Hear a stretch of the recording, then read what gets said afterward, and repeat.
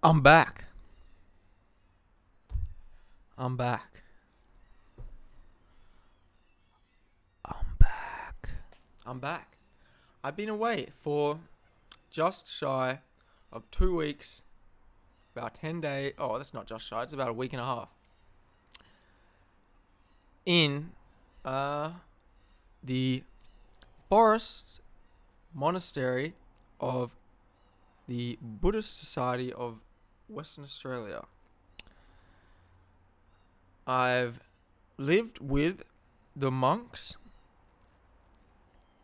and some nuns. Well, not lived with them, around them. They have their separate quarters, obviously. But I've spent the last however long, I just said, with them in the forest. And it's been transformative, to say the least. I can't even really speak on it yet, to be quite honest. I got back last night and it's the next morning. I just had the longest sleep I've had in a while because I've been getting up before sunset every day because that's their routine. And prior to that, my routine was wake up at like mid-afternoon. So I've flipped my sleep like 12 hours, half the day. It's back. It's back where it really should be. Waking up before midday. Which is going to be a little bit of a struggle because most of the time I post my videos, etc., late at night because I'm trying to reach you guys primarily over there in America and the rest of the world, say Europe, Russia, etc. And yeah, that's going to be a little bit difficult. Maybe not difficult, actually. I'm just going to be posting stuff at a different time, and you're going to have to you're going to have to deal with it, motherfucker. Because I don't want to go headlong straight back into how I used to be operating. Because I feel as though I'm operating on a new level. I really needed that time to be able to figure out my shit. You know what I'm saying? I remember saying that my head, my thoughts, my everything was so all over the place. I couldn't have a clear thought. I couldn't find a clear direction to move forward. And spending this time away from civilization, in a sense, away from technology, away from all of that, has shown me quite a few things that I need to share with you guys. Not all in this video because I can't even think of them all right now. But one of the important things which I noticed immediately upon coming back into this world of our everyday is that these things like I guess they're called social media, things like Instagram and YouTube particularly, they are a lot to do with why I felt so scrambled and directionless. Because these things, the moment if you step into Instagram, step onto YouTube, step onto fucking TikTok, God forbid you, and you don't have like a purpose for why you're entering that platform, while you're like, if you don't have a reason for doing that and you go in there with that motive to get that done, like if you're sending someone a message, so replying to DMs, uploading a video, looking for a specific content, I don't know what you're going on TikTok for, unless you're making TikToks specifically, but unless you go onto these things with a directive in mind, then they will take your directive, they will take your ability to choose what you want to do with your life, and they will choose for you, essentially. Because these things show us so much interesting information that we could fill our lives with, and it's not even necessarily useful. I'm talking about look, YouTube's got a lot of great information. YouTube's like my university, post-university. But anything else, like, there's yeah, it really did blow me away. Like the first instance that happened, I came home yesterday, and I turned the TV on. I have a Chromecast, so I connected to YouTube, and all of a sudden it's suggesting like 4 or like 8 videos came up suggested, and my mind instantly was like, went to look at the very first one because it was like, whoa, look, this right here, Dylan, look, this is interesting. You wanna watch this, don't you? And I could feel my mind going straight to that. Before I'd even read the title, I'd only just seen a thumbnail, which was like intriguing in the sense that I didn't know what it was. But that was enough for my mind to be like, this is what we should do. Invest your time in finding out what this video is, what this can tell you. And that, my friend, is scary. It's dangerous. Because that's what I was doing a lot of the time. And to see now that it was essentially just allowing technology and these algorithms, in a sense, just to form my habits. It's scary. And I remember that feeling when I saw the YouTube video and I was about to be clickbaited, I had to literally turn my head away and be like, nah, fuck this. Disconnect from YouTube. We don't need anything on here right now. Don't be tempted by distraction, because distraction at this point is my biggest enemy. I need to be aware of my life, and so do you. We all do, because we're going through motherfucking crazy times. Awareness is king. Awareness is queen. Awareness is what we need. And these things sap us of our awareness. So please, one thing I will say.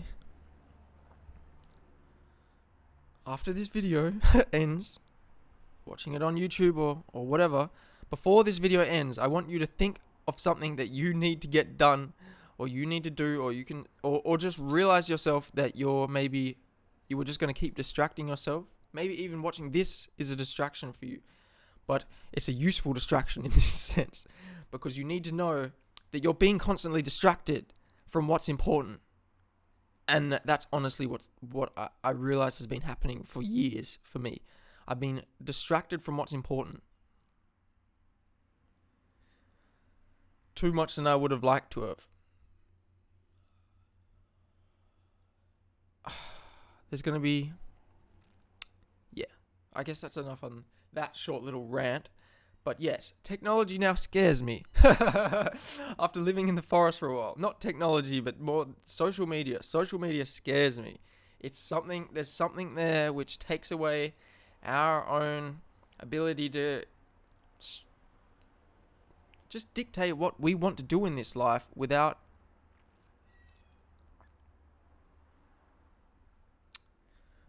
being controlled unknowingly.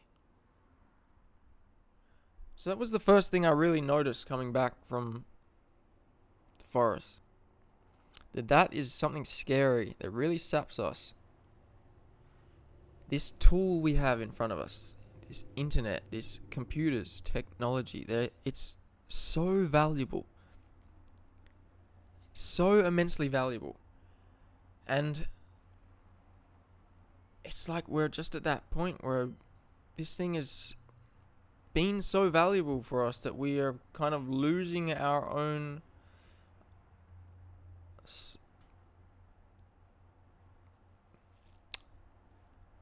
we're becoming one, but in an unhealthy way. It's like two people in a relationship, they lose each other's sense of what they really want for themselves, and then they could become stagnant. This is the relationship we've come into with technology. We're stagnant. I'm stagnant. And so I need to relearn how to this is what we need to do. We need to re-evaluate our relationship with these devices and these technologies, because they bring us into the new world, and they will get us through the destruction that we're currently going to be facing But if we lean on them too much, then they just exacerbate that destruction. It seems really clear to me now. And so I'm so freaking grateful that the universe provided me this opportunity to go to the monastery with the monks and the nuns, and I'm lucky. And I want to grant some of that understanding and luck to you guys, because I never realized the extent to which this was happening, and I already felt kind of discontent with how much I was consuming media. But now I understand exactly what the problem was, that it was this consumption of media driven by ego, just wanting to feel pleasure, distracted, not fulfilling myself, my own goals. That is such a large part of what was killing me. Another large part of what was killing me, which I talked about with you guys, is my addictions. I was addicted as fuck to weed, as well as addicted to porn. Weed, I've cut down like an incredible amount. I would smoke billy upon billy out of a bong all fucking day for sometimes I wouldn't even go an hour after waking up. I'd wake up and within 20-30 minutes, that's my first billy. And then for the rest of the day, like one every half an hour. So I'm smoking a motherfucking lot, I was. And now, on this retreat, obviously, well, you weren't obviously supposed to be smoking weed on this forest retreat. But I took some, and I did because I was a fucking addict. But I managed to cut that down to essentially like a single joint a day, at max 2. One at lunch and then one before bed, which means what was an multiple time an hour ritual for me for years of my life is now twice a day, each maybe 5 minutes max. And that was just the power of being out again in nature, in the forest, with these beautiful people who have not no delusion, but so much less delusion than us people have. Us people who live in cities with technology, we're deluded. We have become weak and deluded, and we've lost the reins of our mind. And that's the most terrifying thing. To lose control of the reign of our minds. That's like losing control of our connection to divinity. It is. It's the same thing, just in different words. We can't lose that. We lose control of the reins of ourselves, our own minds, and we lose we lose our connection with the divine, and then we're lost. We are absolutely lost without that. We can't let that happen. And I was being bled dry of that slowly by these addictions. The technology was an addiction. YouTube, watching things when I wanted to be distracted, not fulfill myself, that was an addiction. We're all terribly addicted. And it's not something to be ashamed of. It's like almost, it was meant to be. We were meant to become that addicted. But now we have to fucking realize it and wake up and re-establish control over our own minds. Because no one else will do it. There's no one else to control our own mind. If we let technology control us and lead us, then we have given up our own humanity. But we have to control our own minds and not be led by distraction, led by addiction, led by the ego seeking more fuel to continue its existence. Greed, lust, pleasure. If you can understand this, there is no refuge in this world. That's something that's really helped me this past few days, the end of the retreat. There is no refuge in this world.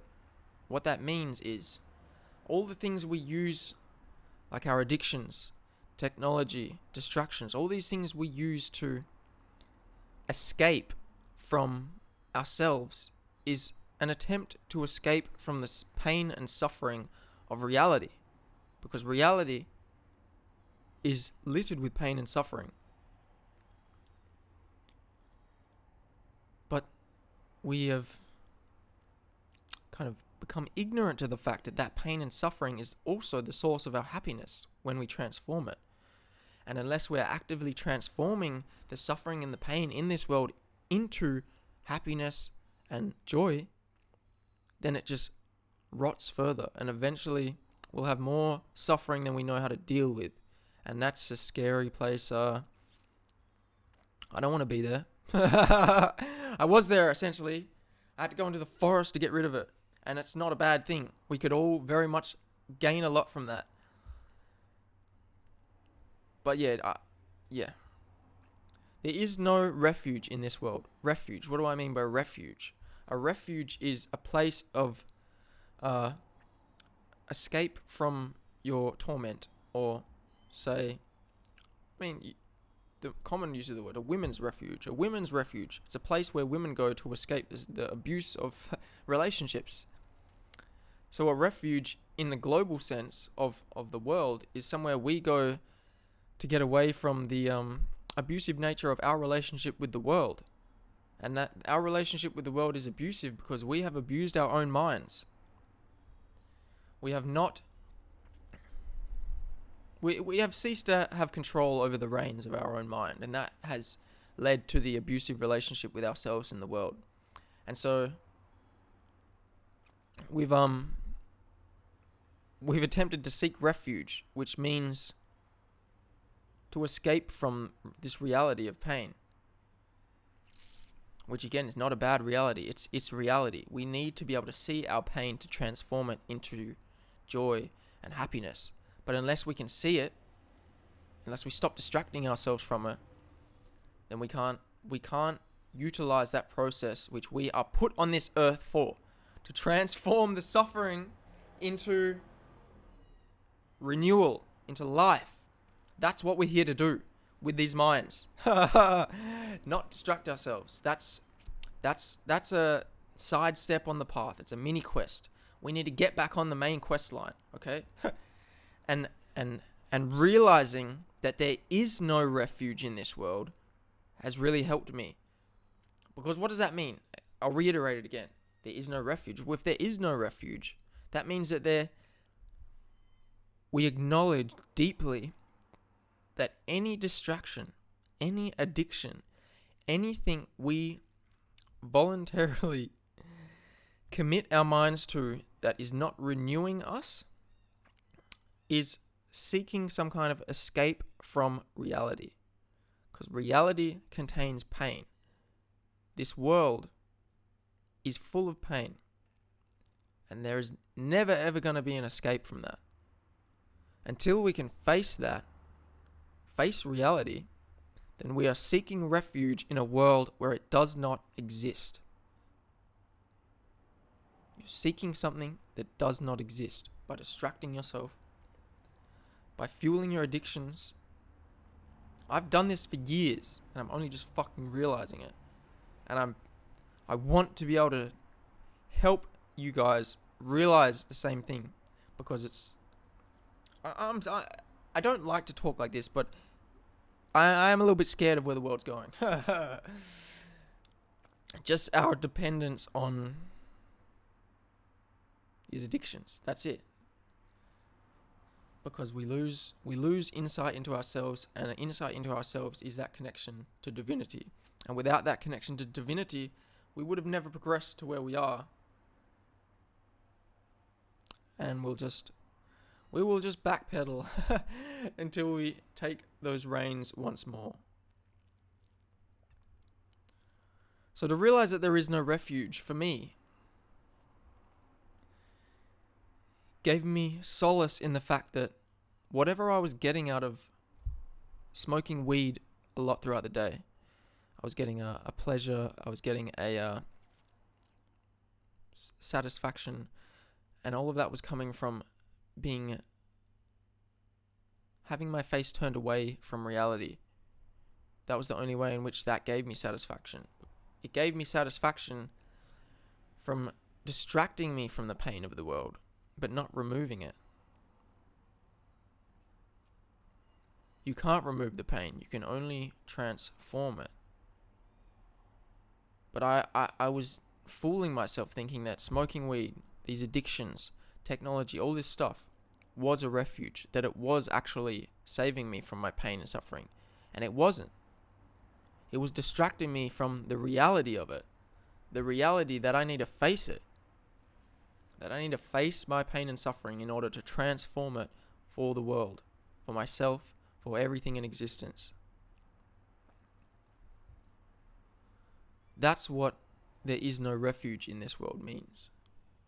The sooner we can understand that there's nothing we can seek within this world that will take away our pain and suffering, and that our job is not to remove it, but to transform it into beautiful fruits and flowers, then that's what we need to do. That's our role. That's why we're here. I love you so goddamn motherfucking much. I really don't want you to fall into the trap I fell into. And maybe I'm naive. Maybe this process is an inevitable process that we all have to go through. But at least I want to be someone to help you through that rather than being ignorant to it. I can't be ignorant anymore. I can't be ignorant! I can't be ignorant anymore. It feels... yeah. You just reach a point and you can't go back. I don't think I can go back. If I start to slide back, I do. And then I'll have to go into the forest again. But, hey, at least now I know that's a brilliant fucking method of resetting the mind. If any of you need it, go out, find a Buddhist monastery. It doesn't even have to be a Buddhist monastery. Find out whatever monastery you fuck with. Figure out, do they do retreats or whatever, or just go and live with them out in the middle of nowhere. Learn from their ways for a couple of weeks, and you will come back absolutely renewed. There's nothing more else for me to say. This is almost a 2 gigabyte file. I don't have much space on my computer. We've been talking for 23 minutes. I love you. I really love you, okay? I don't want anything from you but the best for you, okay? That's really what's motivating me at this point. Because there's simultaneously the no refuge thing. It means not only is there no escape from my pain, which I was seeking, there's also no ultimate happiness for me to seek other than facing reality so that I can transform my own pain into beauty. Even that process is no refuge, but it's just what needs to be done. What needs to be done is that transformation. And so I really want that transformation to be able to be something that we can achieve, that you can achieve, because you can achieve it. That's why you're here. You're here to achieve that aim. And the further we distract ourselves, the further we entrench ourselves in pain and suffering that needs to be transformed, not settled into and nestled into, so that our lives become too filled with suffering for us to be able to even act. That's what I don't want for you. I want you to be able to act, face reality, transform your suffering into the goodness it contains for the rest of the world. Because that's what suffering is. Suffering is just unrefined beauty for the rest of the world, and it's your job to refine it and show the world the beauty within. I love you so much. I'm happy to be back with you guys. I'm going to be talking a lot more, reading a lot more, making more music. All this time I now have that I was wasting, I'm going to be dedicating to you, dedicating to this world, dedicating to the transformation of my mind and my suffering to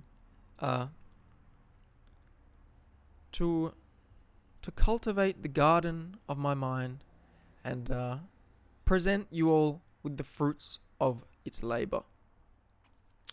That's the highest That's the highest path for me. I can't really do anything else than that right now. I love you so much. I love you endlessly. You are my family. You're my siblings. Please never feel alone. And I know it's going to be, regardless, you will feel alone. But if you can just remember that I'm out here. I'm out here, motherfucker. And I know you're out there too. We're out here together. We're in this crazy motherfucking world where there is no refuge, but we're here together. And we can transform ourselves and our pain to make that something beautiful. Do you want to make that something beautiful? Do you? Do you want to? Well, then let's do it. I love you so much, my family. Raze family, Raze Mundane, I love you forever.